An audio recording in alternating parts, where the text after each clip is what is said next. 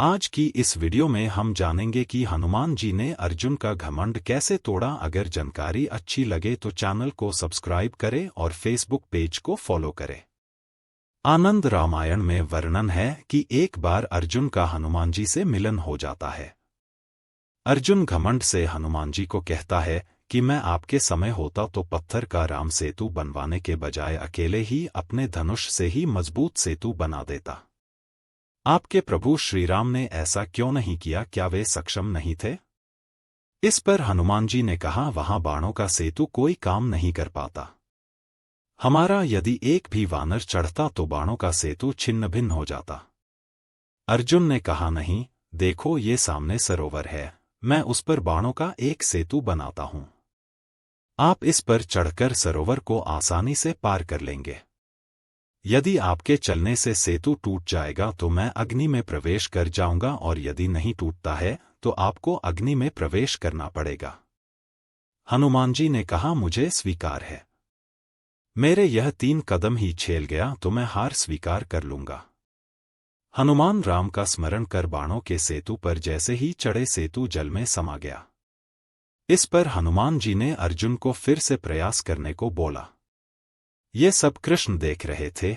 इस सब से कहीं अर्जुन का मनोबल ना टूट जाए, कृष्ण कछुए का रूप लेकर सेतु के नीचे विराजमान हो गए। अब हनुमान फिर से राम का स्मरण करते हुए उस बाणों के सेतु पर चढ़ गए। पहला पग रखते ही सेतु सारा का सारा डगमगाने लगा, दूसरा पैर रखते ही चरमराया और तीसरा पैर रखते ही सरोवर के जल में खून ही खून हो गया। तभी श्री हनुमान जी सेतु से नीचे उतर आए और अर्जुन से कहा कि अग्नि तैयार करो। अग्नि प्रज्वलित हुई और जैसे ही हनुमान अग्नि में कूदने चले वैसे ही भगवान श्री कृष्ण प्रकट हो गए और बोले, ठहरो। तभी अर्जुन और हनुमान ने उन्हें प्रणाम किया।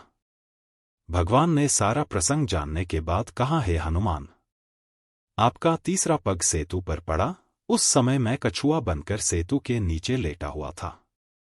आपकी शक्ति से आपके पैर रखते ही मेरे कछुआ रूप से रक्त निकल गया। यह सेतु टूट तो पहले ही पग में जाता यदि मैं कछुआ रूप में नहीं होता तो। यह सुनकर हनुमान को काफी कष्ट हुआ और उन्होंने क्षमा मांगी। मैं तो बड़ा अपराधी निकला, आपकी पीठ पर मैंने पैर रख दिया। मेरा ये अपराध कैसे दूर होगा भगवान? यह सारी घटना देखकर अर्जुन को भी बड़ा पछतावा हुआ और उन्होंने भी हनुमान जी और प्रभु श्री कृष्ण से क्षमा मांगी। तब श्री कृष्ण ने हनुमान जी से कहा, यह सब मेरी इच्छा से हुआ है। आप मन दुख मत करो और मेरी इच्छा है कि आप अर्जुन के रथ की ध्वजा पर स्थान ग्रहण करो। इसलिए द्वापर में श्री हनुमान महाभारत के युद्ध में अर्जुन के रथ के ऊपर ध्वजा लिए बैठे रहते हैं। यही कारण था कि अर्जुन का रथ सभी बाधाओं से सुरक्षित रहा।